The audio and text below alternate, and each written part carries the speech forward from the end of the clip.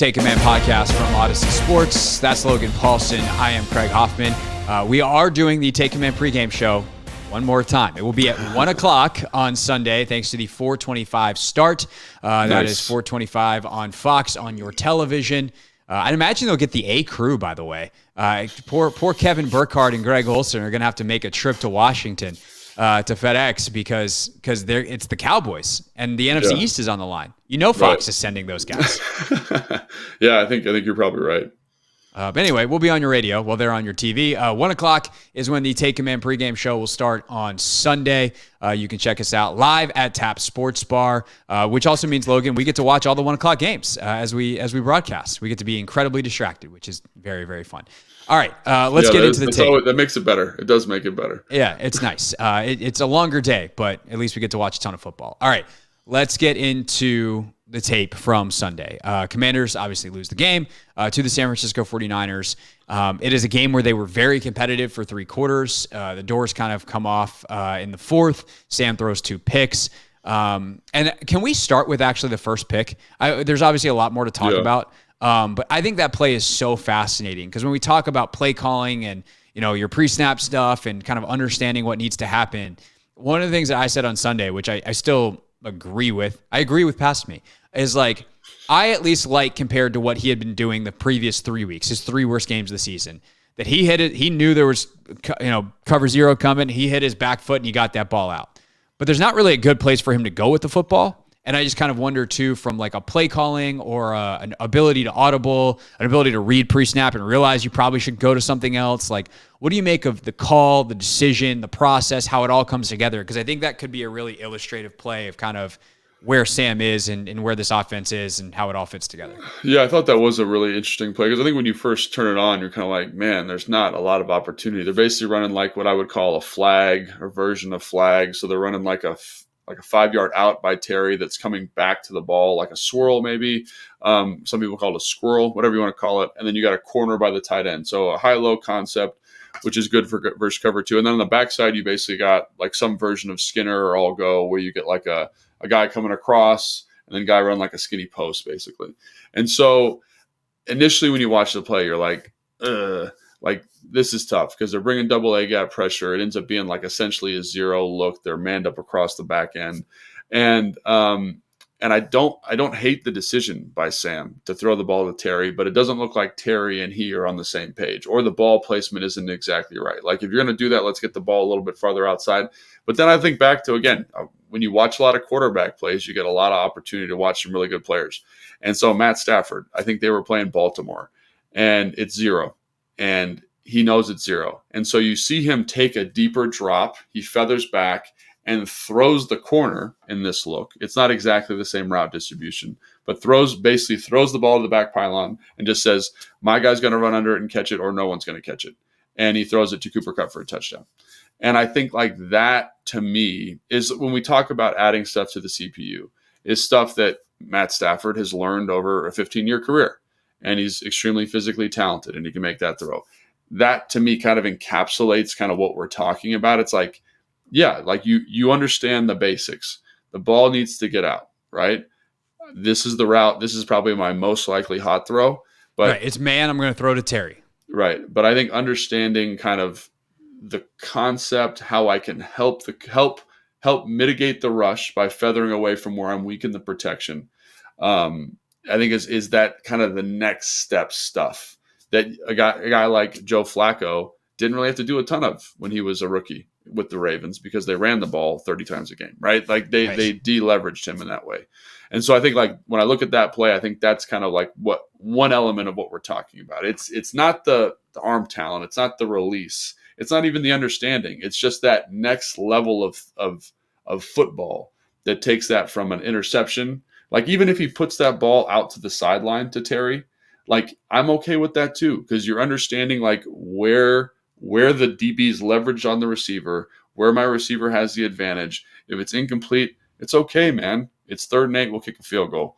And instead, you turn it over there to an offense that's playing really good football and playing very consistent football in the 49ers. And you know you're probably not going to get the ball back. So to me, that's kind of what I took from that is like lose a little bit of ground, do that classic Patrick Mahomes, backpedal away, put that sucker up with a high arc before the guy's even out, and hopefully Logan Thomas can make a play for you. And I think that kind of encapsulates what's some of the issues with Sam, and so does the second pick, quite frankly.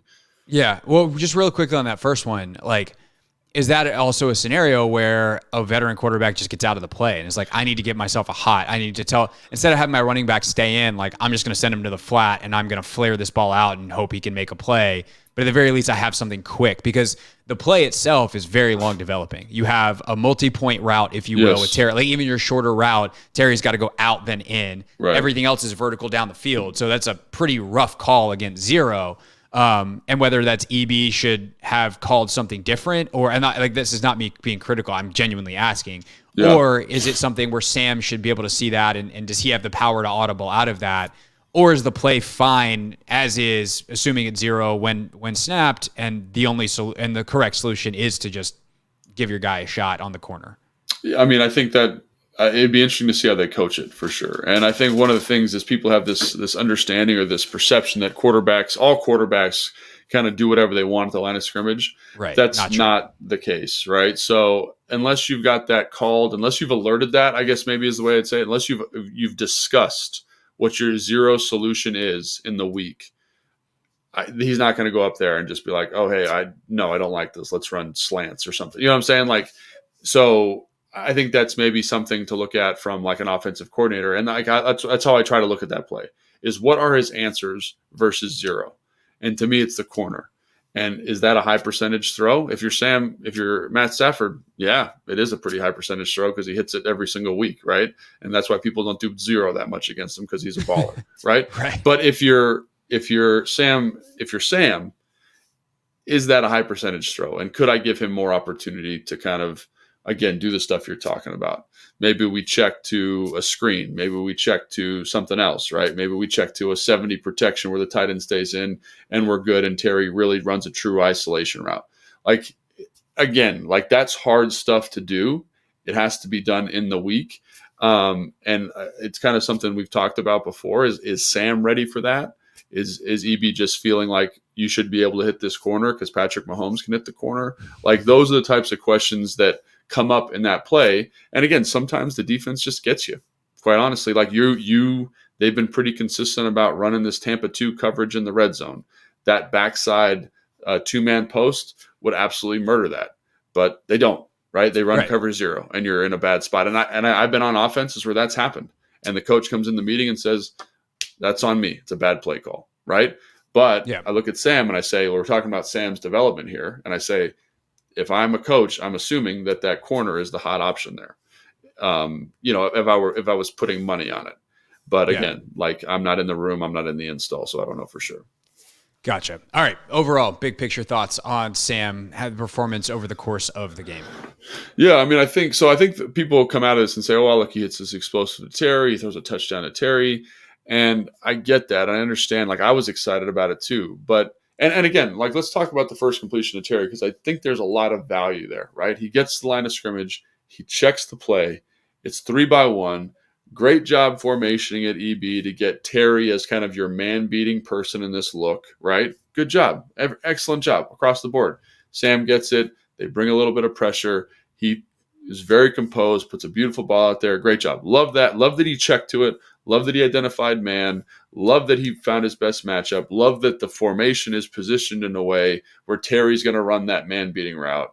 Great job. However, man coverages in the NFL on that concept, like, people should be able to make that throw, I think is my thought. And Sam has shown an ability over the course of the year to make that throw.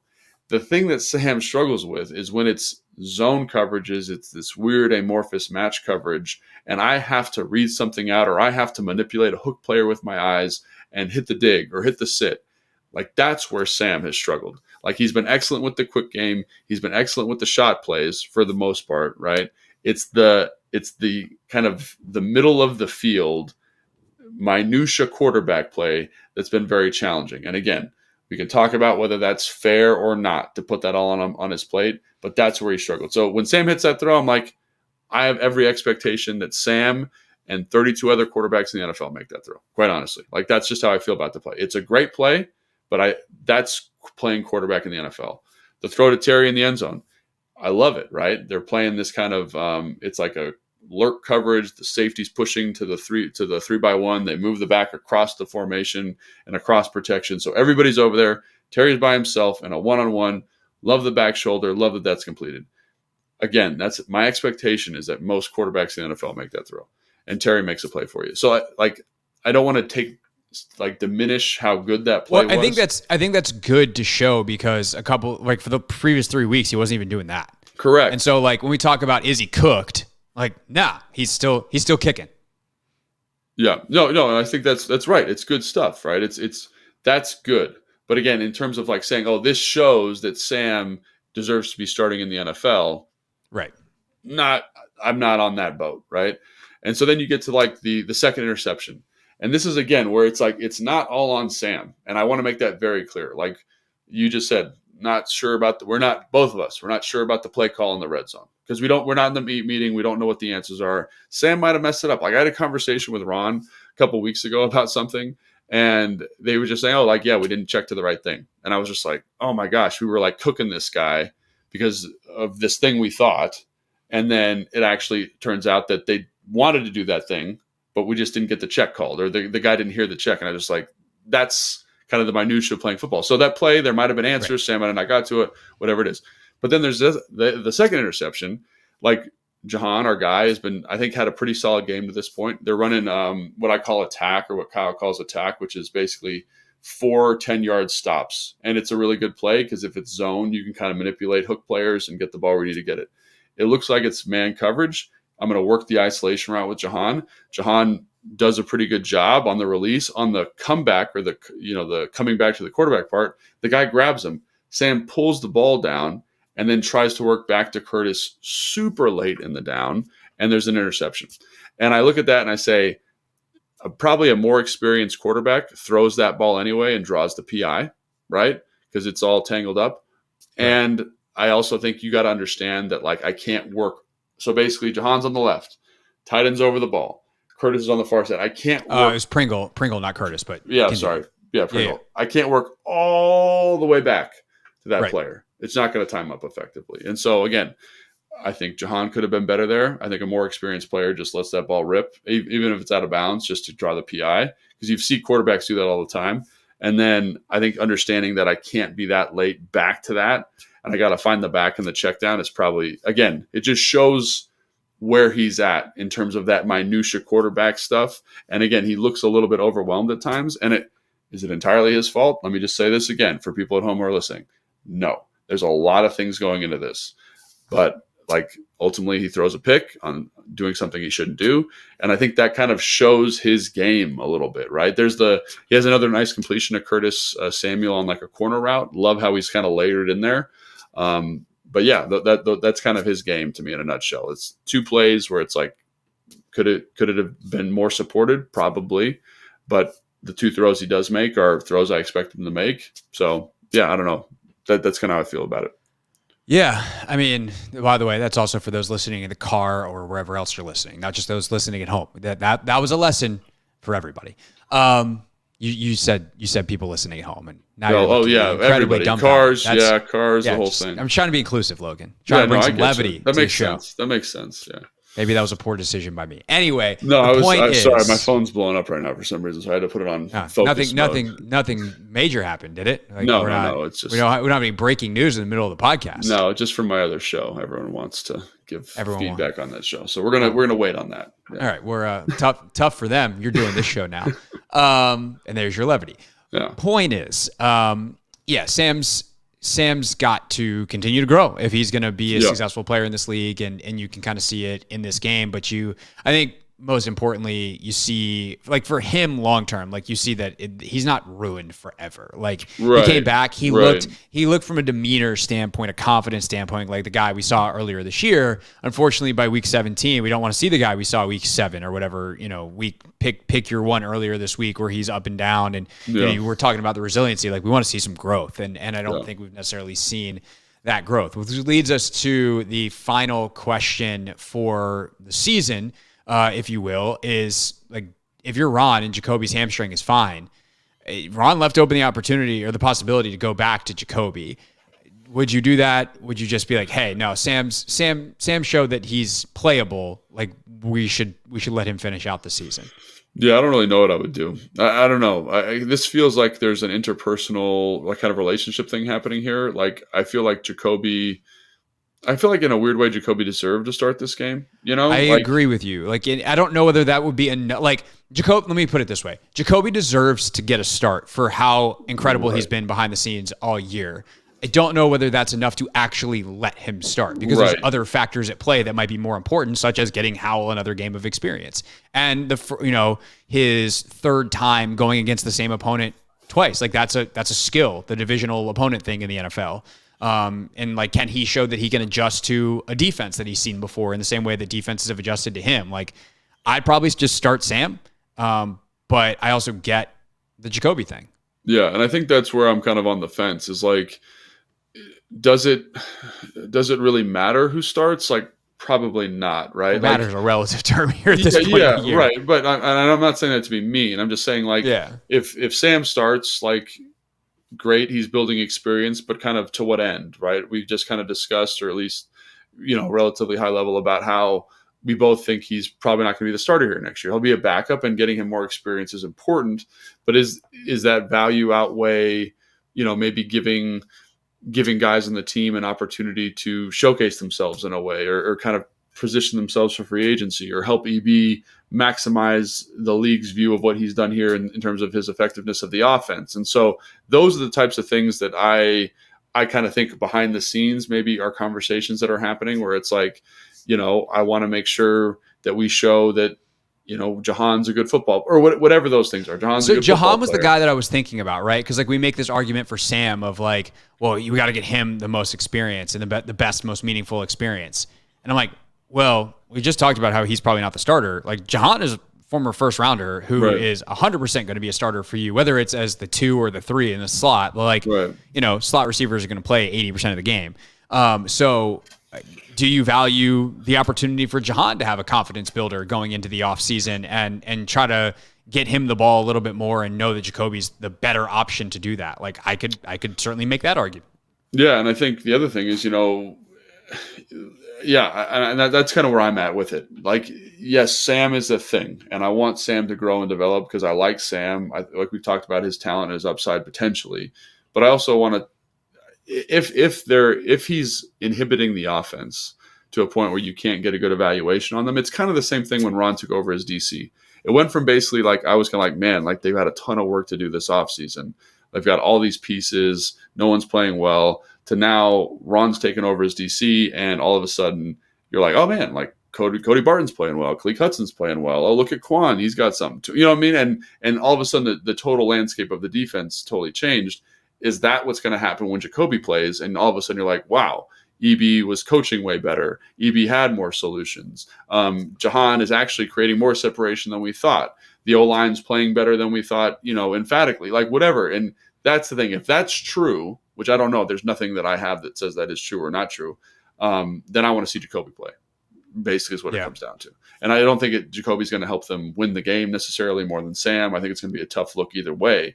But I do think if it's going to help with the evaluation of the offensive roster, then I think that's something you should definitely do.